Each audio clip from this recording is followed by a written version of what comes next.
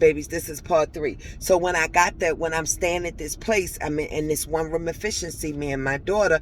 Eventually my middle son, he was staying somewhere else. They wasn't treating him right, and I was like, listen, mommy ain't got much.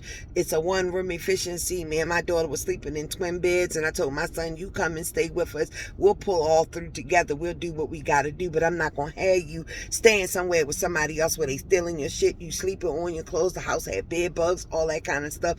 So I told him, you come on in and move with mommy, and he did. He came and stayed with us, and he was working, I think, at Red Lobster and some other place, and just for tips. And mind you, we're almost getting ready to go into the pandemic now, right?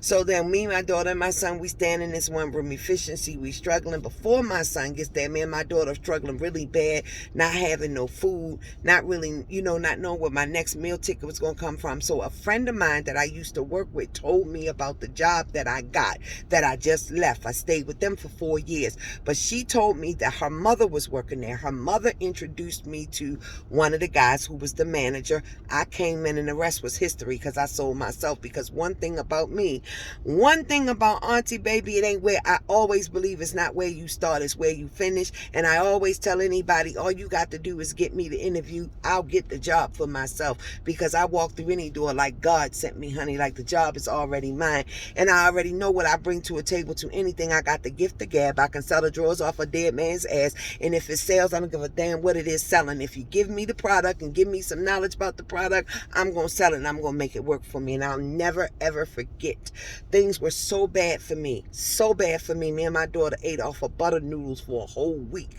I reached up in the top of my cabinet, and the back of the cabinet was so empty I didn't even know nothing was back there because I used to have a bunch of food.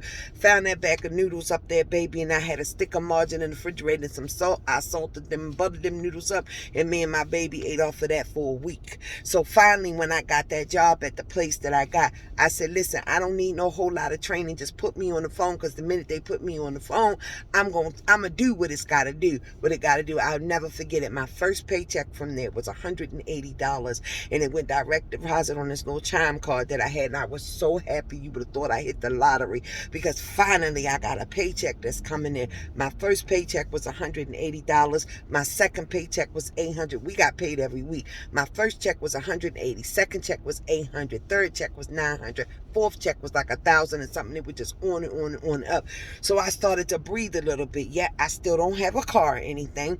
I said, not a problem. Something's going to happen. I'm going to get a car. My good friend, who me and her were, I've known her, but me and her were not really close like that. She had a vehicle. She was getting ready to send the vehicle back to the car dealer. She gave the car to me for me to take over the payments and everything, and the rest was history with that. That's when stuff started really, really switching up for me. Stay tuned for part 4.